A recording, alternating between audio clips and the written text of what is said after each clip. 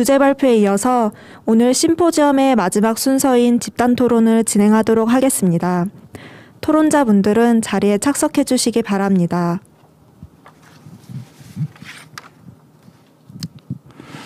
예, 세 분의 강의 감사히 잘 들었습니다. 뭐 집단 토론이라기보다는 이제 그 사전에 여러 되게 좋은 질문들을 많이 주셨습니다. 그리고 그 외에 또 이제 그 사회 자장의 그 자격으로 몇 가지 추가적인 질문들을 좀 드리면서 좋은 토론에 버금가는 그런 질의응답 시간이 되었으면 합니다. 먼저 사전 질문들이 굉장히 포괄적이면서 좀 까다로운 질문들이 많이 있었는데요. 어떤 질문은 제가 지정해서 좀 답을 청해 드릴 거고요. 저도 되게 어려운 질문은 모든 분들께 질문을 드릴 테니 답을 이렇게 써주시면 좋을 것 같습니다. 순서대로 보겠습니다. 청년 자해와 자살을 어떻게 구분 지을 수 있을까요? 이게 구분이 될까요? 라는 질문이었는데요. 어떤 분께서 답을 좀 주실까요? 네.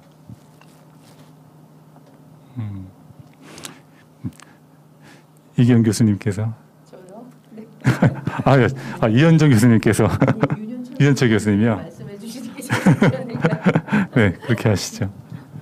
네, 자해랑 자살을 이제 자해와 자살이 질문들이 굉장히 어려운데요. 자살은 사망하려는 의도가 있는 거죠. 자해는 사망하는 의도가 꼭 아닐 수도 있습니다. 자해는 예를 들어서 자살이 아닌 자해만을 자살 의도가 없는 자해만을 목표로 하시는 분도 목표라고 하긴 좋은데 의도를 갖고 계신 분도 계시거든요. 그래서 예를 들면 내가 스트레스 받을 때 이렇게 한번 그으니까 되게 시원하더라. 뭐 조금 내가 좀 풀리는 느낌이 들고 뭐 이런 느낌이 들어요. 이게 이렇게 하시는 분도 계시고 해서 자해와 자살은 좀 구별이 될 수 있다.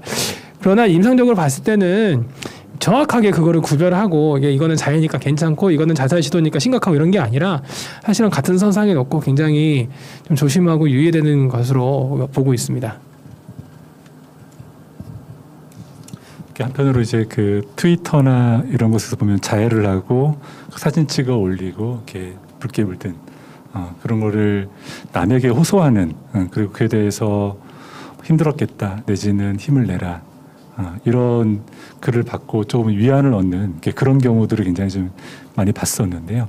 이게 뭔가 자신의 고통을 좀 타인에게 보여주고 싶고 그래서 위안을 받고 싶은데 어떤 개인적인 접촉이 어려운 그런 분들에서 또 그런 현상이 나타나는 것 같다는 그런 좀 그 생각도 좀 들었습니다.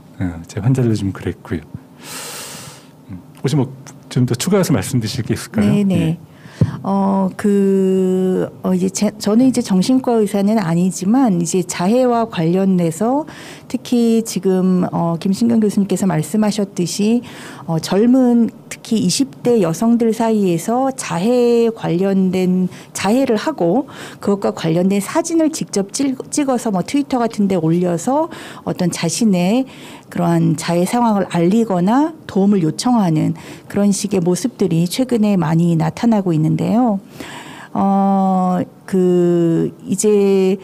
저희 그 인류학 쪽으로 조금 인류학이나 어떤 여성학 쪽에서 조금 분석을 해보면은 이러한 자해 행동은 무엇보다도 이 분들이 내가 이 자해 외에는 그러니까 내 몸을 대상으로 어떤 행위를 하는 것 외에는 다른 어떤 것도 바꿀 수 없다는 사실은 무력감과 희망 없음에 상당히 기대고 있다라고 이제 나옵니다. 그러니까 내가 어떠한 것도 할 수 없는 무력감이 있기 때문에 결국은 내 몸을 대상으로 무언가를 해냈다는 것 그리고 그것을 통한 어떤 통증 이것이 내가 무언가를 해냈다는 어떤 되게 역설적이지만 효능감을 느끼게 만드는 그러니까 거짓된 효능감이죠. 그러니까 잘못된 효능감인데 그럼에도 불구하고 그런 것들을 느끼게 만드는 어떤 약간 병리적인 그러한 문제를 가지고 있어서 이 문제는 단지 개인의 어떤 정신병리적인 측면뿐만 아니라 이 20대 여성들이 어떤 세상을 바라보는 관점이라든지 이들이 무엇을 할 수 있는지 하는 사회적인 부분들도 같이 고려가 돼야 되지 않을까 싶습니다. 예, 말씀 감사합니다. 질문들이 많아서 바로 다음 질문으로 넘어가겠습니다. 요거는 아까 이경 교수님 그 강의에서 반복되었던 청년은 청년으로 태어나지 않는다. 이 말과 좀 맞닿아 있는 것 같기도 합니다. 또 좀 전에 첫 번째 질문이었던 이런 자해가 뭐 20대도 그렇지만 10대에서도 굉장히 많이 나타나고 있는 걸로 보이는데요. 이러한 청소년기 자살, 청년기 이전에 청소년기 자살과 청년 자살은 어떤 상관관계가 있을까요? 라는 질문이었습니다. 네. 부탁드려도 될까요? 네, 뭐 자살에 초점을 둔 아까 발표됐었던 자료들은 자살에만 초점을 둔 건 아니지만 뭐 그 이전의 시기에 겪었던 어려움이 그 유지되는 기간이 길면 길수록 지금 그 시대 그 지금 현재적인 삶의 상황이 더 어렵게 느껴질 가능성은 많은 거잖아요. 그렇기 때문에 뭐 우리가 폭력도 이렇게 중복적으로 노출되는 거나 마찬가지로 이거를 그냥 이렇게 그 종단적으로 살펴본다면 충분히 그 어려움이 가중되고 있구나라는 수준으로 이해할 수 있지 않을까 싶습니다. 이 질문에서 저는 좀 떠올랐던 게 작년 때 이완 교수님의 그 강의 부분이었었는데요. 그러니까 2017년, 18년도에 연령별로 자살 증감률을 조사한 그 데이터가 있었습니다. 그 사망 통계였었는데요. 그래서 다른 연령대 뭐 30대 이후나 10대 이하에서는 20대부터는 뭐 많아야 12% 이 정도 올랐었는데요. 그때 10대의 자살 증감률이 22.1%에 달했습니다. 그게 17년, 18년이었으니까요. 지금 코로나 시기 넘어서 지금 3년 내지 4년이 지나 있는데 어떻게 보면 지금 20대의 자살률이 올라간 것이 그 당시에 10대 분들이 그대로 어떤 자살 사고 이런 것들이 이어지고 있는 게 아닌가 이런 생각이 들었고 이제 코호트 효과라고 그러지 않습니까? 그들이 그 다른 세대까지는 아니지만 이 세대가 되었을 때 나이가 되었을 때 올라가는 이제 그런 생각들을 좀 들었습니다. 자, 아무래도 이제 우리 오늘 그 심포지엄에 참여해 주시는 분들이 직접 현장에서 이런 청소년들을 대하거나 그런 분들 많을 가능성이 있는데요. 그래서 실제적인 이 자살에 대한 대개입 방향 어떻게 해결할 수 있을까 이런 부분들도 좀 질문이 많은 것 같습니다. 근데 뭉뚱그려서 그래서 오늘의 그 주로 주제가 어떤 개인적인 문제보다는 청년 자살의 어떤 사회 구조적 문제들을 좀 많이 우리가 이야기해 왔는데요. 이런 사회 구조적인 측면에서 어떤 해결 방법이 있을까요?라는 굉장히 어려운 질문이었습니다. 이건 이경 교수님과 이현정 교수님께서 좀 편히 말씀해 주시면 좋을 것 같습니다. 네. 뭐 질문에 이미 답이 있는 것 같은데요. 그렇죠? 우리가 그 청년들 이제 뭐 자살 예방 센터에서 엄청 뭐 그 이런 도움이 필요한 분들을 찾아내기 위한 노력들을 하는데 발견하기가 어렵다라는 이야기들을 되게 많이 하시는 것 같아요. 그리고 우리는 엄청나게 홍보를 하고 있는데 또 많은 시민들은 그런 곳이 있는 줄 몰랐어요라는 이야기들을 되게 많이 하는 것 같아요. 그래서 그 청년들의 동선을 우리가 잘 파악하는 거가 굉장히 중요할 것 같은데요. 뭐 꼭 그 물리적인 동선뿐만 아니라 심리적인 동선을 잘 파악해서 청년들이 어떤 시간과 공간 안에서 활동을 하고 있고 그다음에 이제 청년들의 어려움을 대표적인 어려움을 갖고 있는 분들을 돕는 또 조직들이 있잖아요. 그리고 이제 또 실질적으로 자살 고위험군이라고 얘기하는 사람을 발견하고 이렇게 드러내기는 어렵지만 내 주변에 내 친구가 자살하려고 하는 것 같아라든가 이런 것들을 그 주변인들을 우리가 발견하는 건 훨씬 더 쉬운 일인 것 같아요. 그래서 우리가 타겟을 그 정말 자살 고위험 청년들을 발굴해내는 것도 중요하지만 그 주변에 있는 사람들, 내 친구가 이런 어려움에 있는 것 같아로 염려하는 사람들을 그 확인하고 도와주기 위한 이런 여러 가지 사업들을 마련해 가는 것도 되게 중요하지 않을까라는 생각이 듭니다. 네. 저는 조금 다른 관점에서 한번 이야기를 해보고 싶은데요. 이제 제가 만났었던 이제 20대 그 친구들 그리고 30대 초반의 친구들 같은 경우는 거의 대부분 하는 말이 이러한 자살 예방 정책이라든지 자살 예방 프로그램이 별로 효과가 없다. 자기는 그런 것에 대해서 별로 도움을 받지 못했다라는 이야기를 공통적으로 하고 있었어요. 그래서 왜 그럴까라는 생각을 해봤는데 현재까지 이제 주로 이루어지는 방식이 이제 개인에게 접근하는 방식이라는 것하고 또 한 가지는 아무래도 상담을 진행하시거나 도움을 주는 사람이 이들보다는 훨씬 더 연장자라는 그러한 특징을 가지고 있다라고 생각을 합니다. 그런데 이 친구들은 어찌 보면은 제가 너무 좀 신기했었던 것 중에 한 경험은 제가 이제 포커스 그룹이라든지 이제 소위 말해서 집단 면담 같은 것을 이제 같이 대화하고 토론하는 식의 그런 인터뷰를 진행을 하는데요.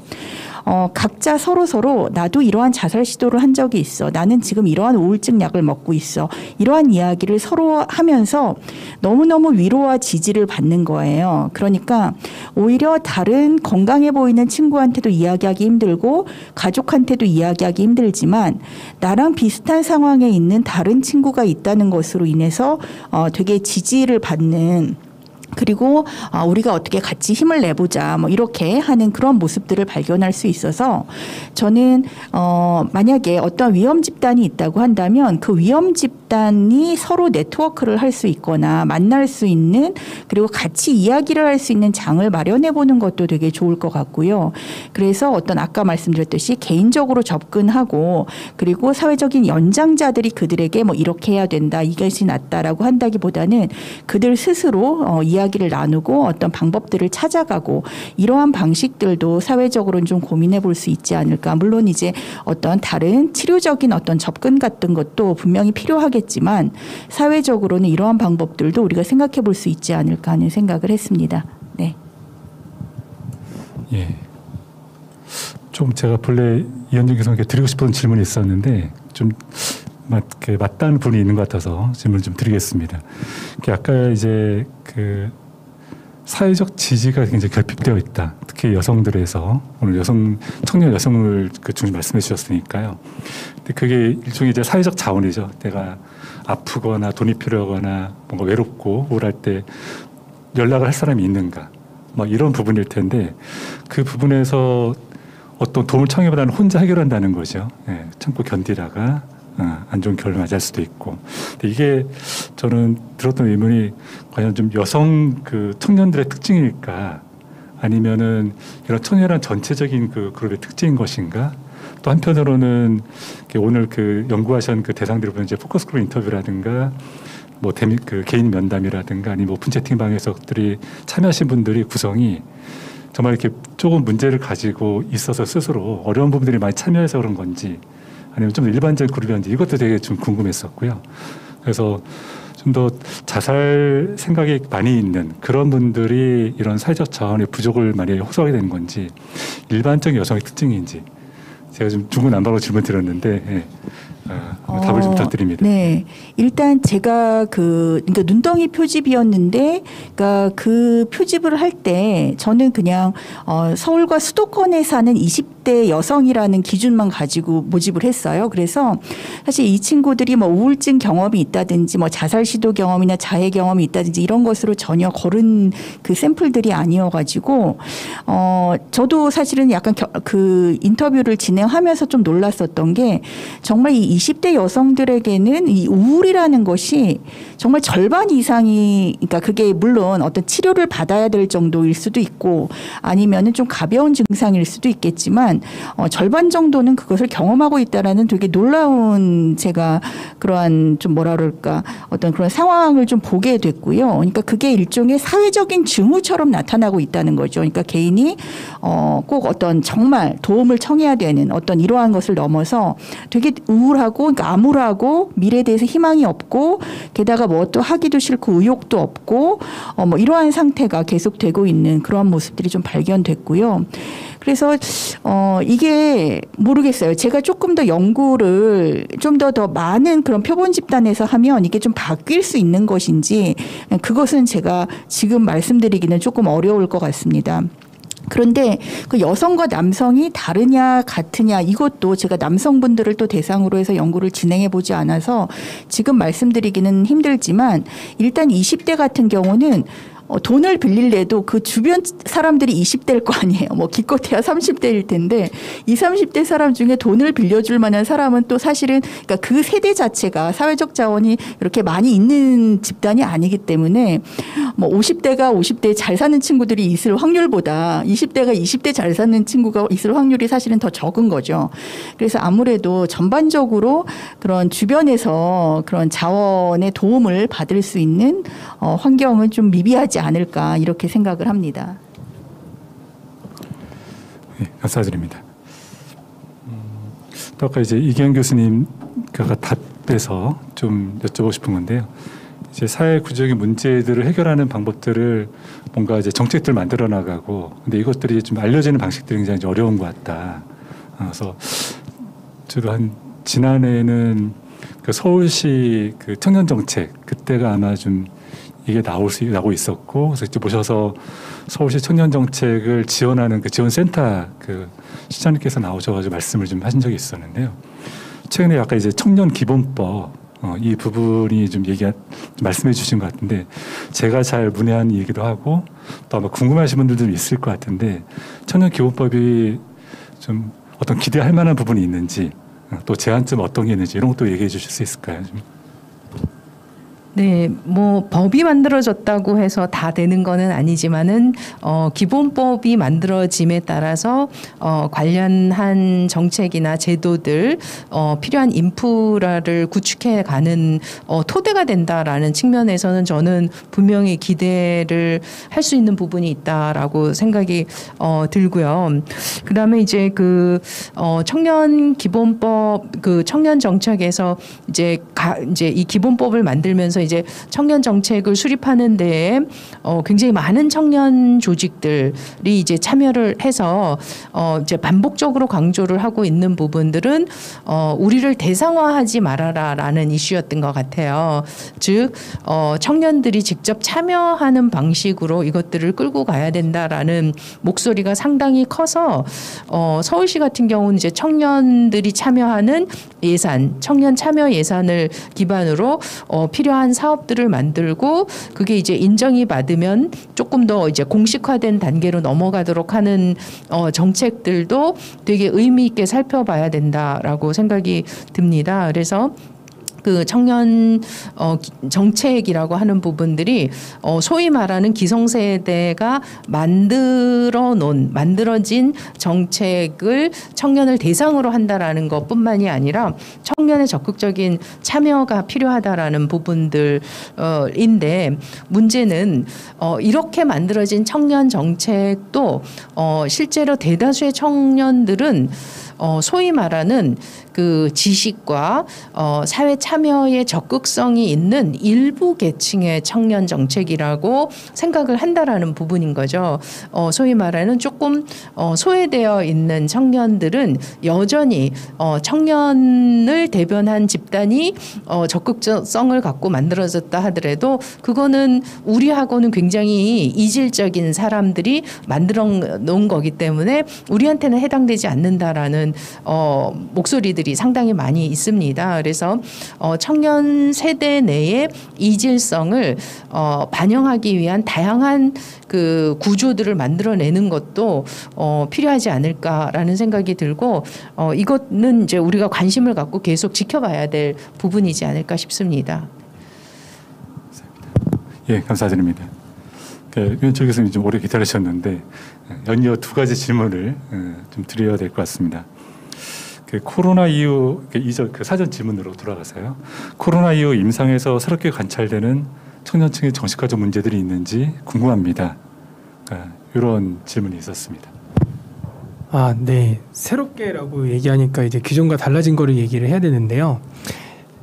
제가 아까 발표 때도 잠깐 이제 언급이 됐었는데 집에만 있어서 생기는 문제들이죠. 집에 있어서 생기는 문제들이 이제 많이 발생을 한 것 같다. 그러니까 운동량이 적어지고 특히 이제 많이 사회 밖에 많이 돌아다녀야 되는데 20대 특히 30대, 20, 30대가 밖에 많이 돌아다니고 뭐 활동도 많고 사람들도 만나고 이런 상황이 있어야 되는데 비대면으로 졸업을 하신 분도 계시거든요. 이제 비대면으로 졸업하고 그러다 보니까 집의 생활이 완전히 불규칙해지는 분들이 생겼어요. 그러니까 굉장히 저는 임상에서 많이 만나고 있는 것 같습니다. 그러니까 자는 시간이 없다. 뭐 한 2시에 잤다가 3시에 잤다가 5시에 잤다가 아침에 잤다가 저녁에 잤다가 자는 시간이 없는 분들이 굉장히 많이 늘어나고 그러다 보니까 뭐 하루 종일 처진다. 잠을 제대로 깨지니까 이제 하루 종일 처진다. 의욕이 없다. 하고 싶은 게 없다. 그리고 이제 뭔가 외부 활동을 할 때 내가 적극성을 띠게 되고 내가 뭔가 하고 싶은 게 생기고 이렇게 되는 건데 사실 일단 줌이라든지 예를 들어서 뭐 유튜브라든지 이런 식으로 해서 수업을 듣게 되고 방송을 보게 되니까 뭔가 하는 것 같지도 않고 내가 지금 뭐 하고 있는지 모르겠고 이런 것들에 서 굉장히 좀 스트레스를 많이 받는 것 같다라는 생각을 좀 많이 임상에서 좀 느낀 것 같습니다.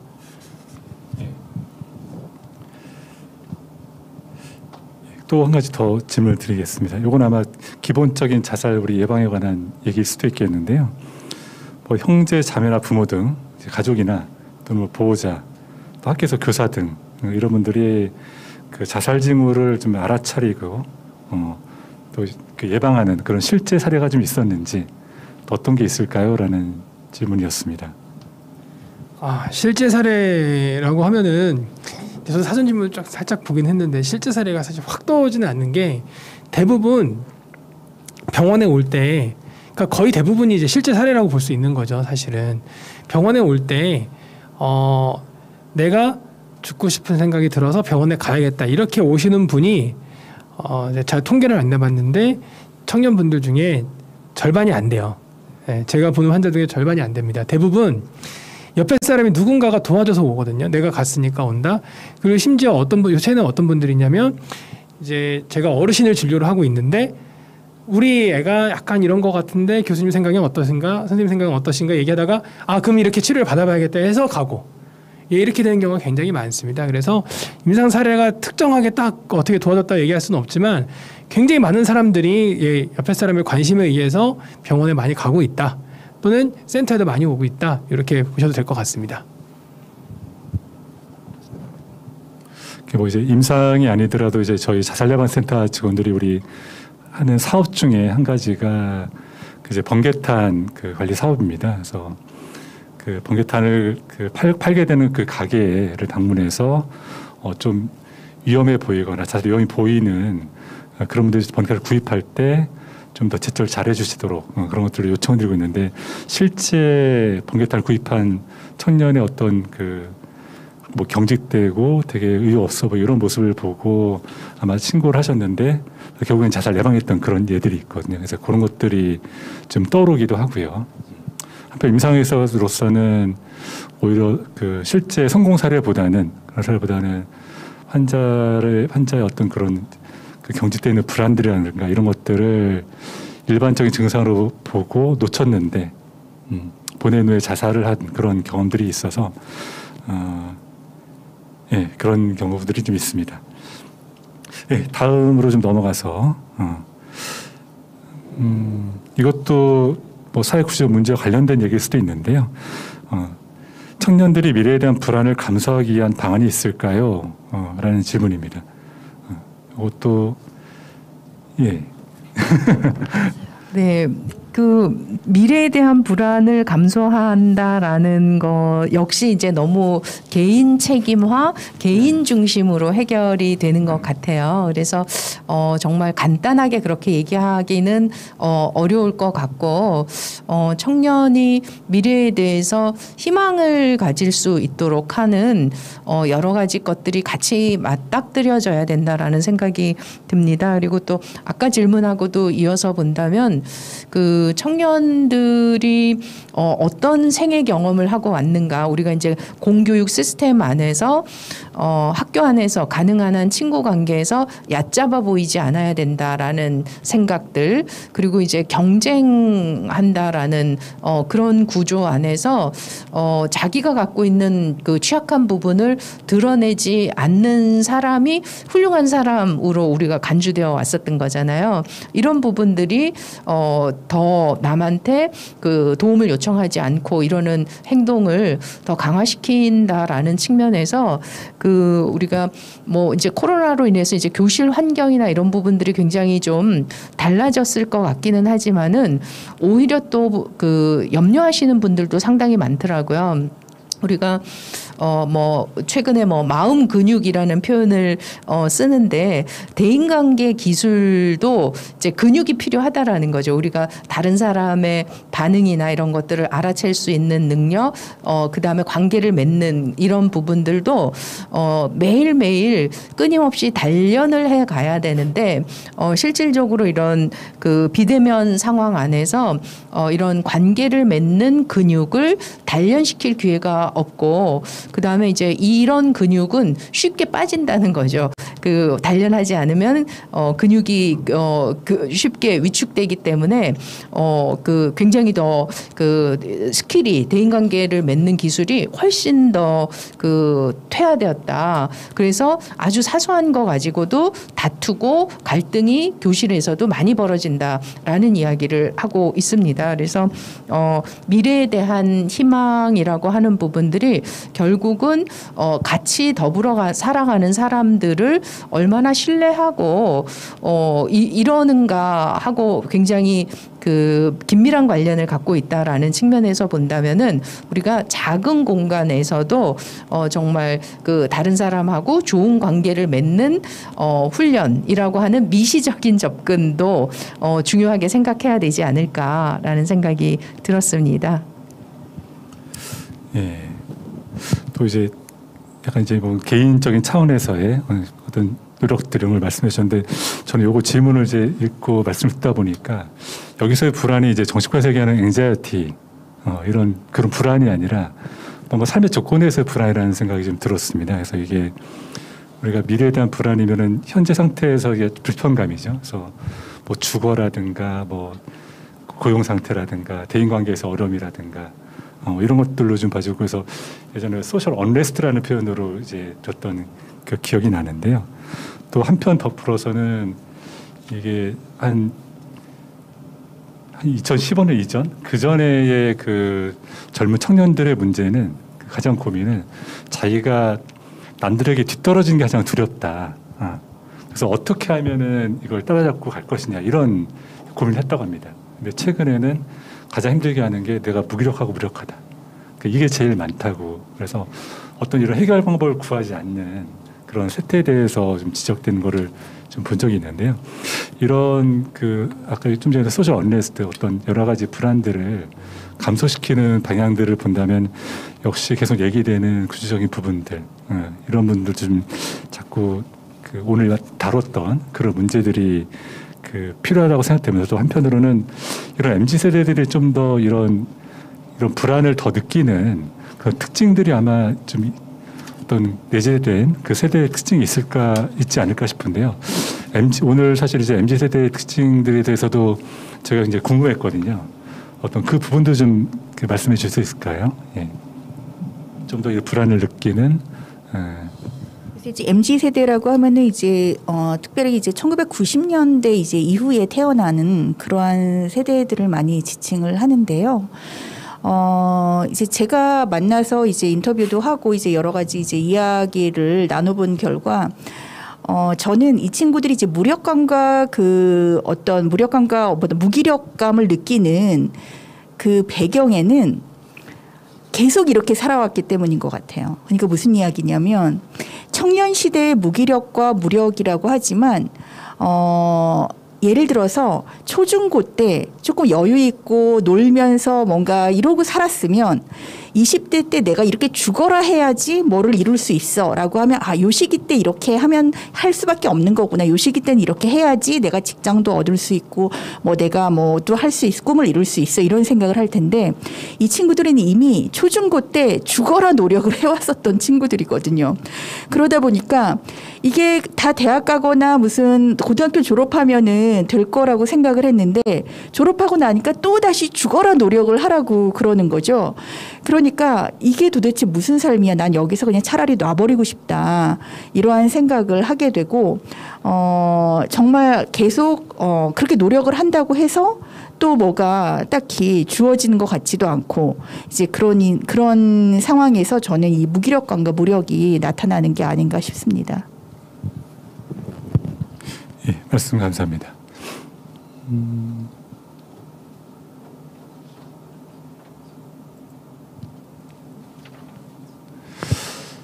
예, 지금 사전 질문은 거의 좀 답을 드렸고요.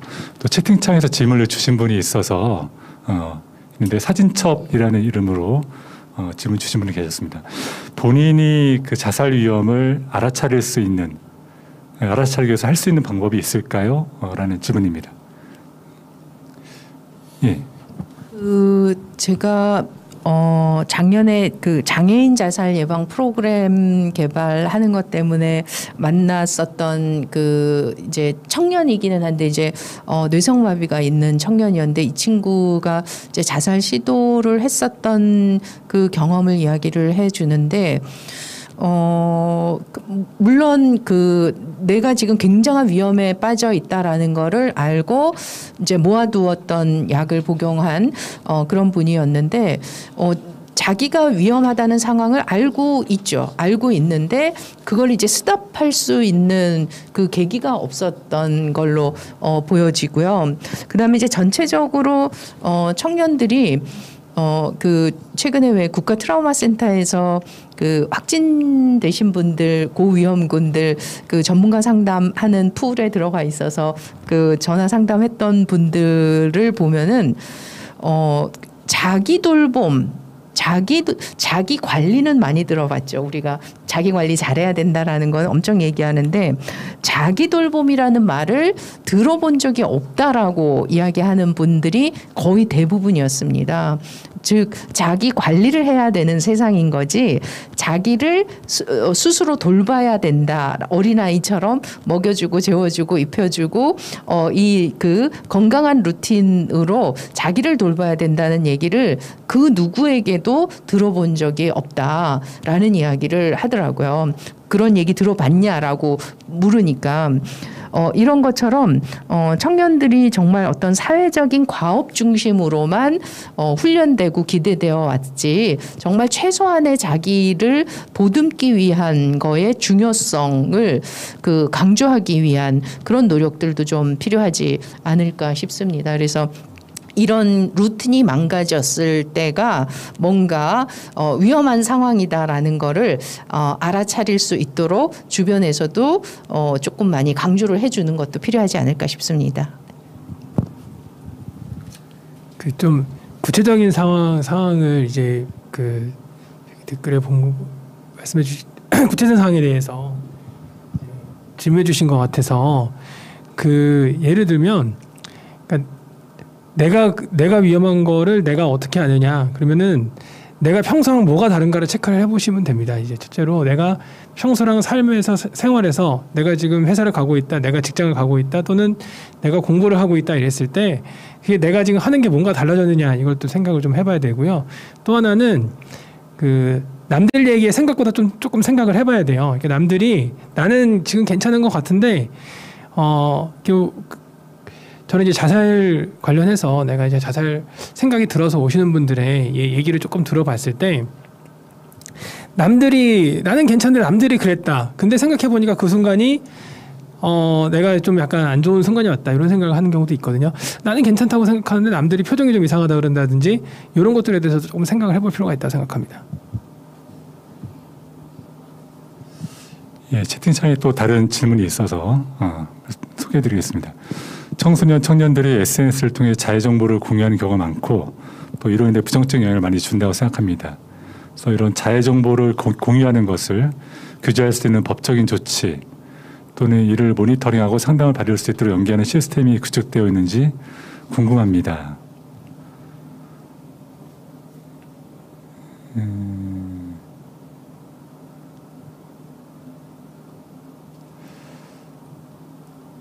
좀 더 법적인 부분이라든가 현재 이루어지는 조치가 있는지에 관한 그 내용인 것 같은데요. 혹시 이에 대해서 좀 정말 아시는 분이 계실까요? 제가 알고 있는 한은 이러한 것을 모니터링하고 상담을 받을 수 있는 그런 시스템은 없고요. 그리고 SNS 상에서도 자기의 그 개인 계정을 통해서 올리거나 그러는 거기 때문에 이것을 이제 그 사람이 원하지 않은 것을 이제 개인적인 정보를 다른 곳에다 퍼뜨린다든지 이런 것에 대해서는 법적인 조치가 가능하지만 내가 내 계정에 이것을 올리는 문제에 대해서는 어떠한 법적 그런 규제가 없는 것으로 알고 있습니다. 그래서 더더욱 뭐 비공개창에서 공유를 한다든가 이런 걸 봤을 때 그냥 뭐 위안을 하거나 흘려 보낼 것이 아니라 좀 더 안전한 쪽으로 볼 수 있도록 정말 이제 자살 예방에 대한 인식이 굉장히 많이 높아져야 되겠죠. 이런 것들 그런 부분이 아마 가능한 그 대안이 아닐까 싶습니다. 네. 더 많은 아마 질문하고 싶은 것들이 많을 것이고요. 저는 아직도 한 5개 더 많이 있는데 제 개인적인 질문들로 이 시간을 채울 수는 없고요. 예, 일단은 오늘 마치도록 하겠습니다. 그래서 오늘 강의도 수락해 주시고 또 심도 있는 그 질문에 대한 답변을 이끌어 주신 세 분께 다시 한번 감사드립니다. 그리고 또 잠시라도 오늘의 그 심포지움을 찾아주신 분들 그리고 특히 마지막까지 함께해 주신 모든 분들께 감사를 드리며 토론 순서는 여기서 마치도록 하겠습니다. 온라인 생중계로 진행되었던 제10회 자살예방 생명사랑 심포지엄에 시간을 내어 참여해주신 모든 분들께 진심으로 감사드립니다. 심포지엄이 종료된 후 사전 신청을 한 참여자들에게는 만족도 조사를 문자로 발송드릴 예정이며 사전 신청을 하지 않은 참여자분들은 채팅창에 올라온 만족도 조사 URL을 통해서 참여해주시면 됩니다. 만족도 조사 참여자에게는 추첨을 통해 스타벅스 기프티콘을 드릴 예정이오니 많은 참여 부탁드립니다. 앞으로도 지역사회의 안전과 행복을 위한 자살 예방 활동에 많은 관심과 성원 부탁드리겠습니다. 이상으로 제10회 자살 예방 생명사랑 심포지엄을 마치도록 하겠습니다.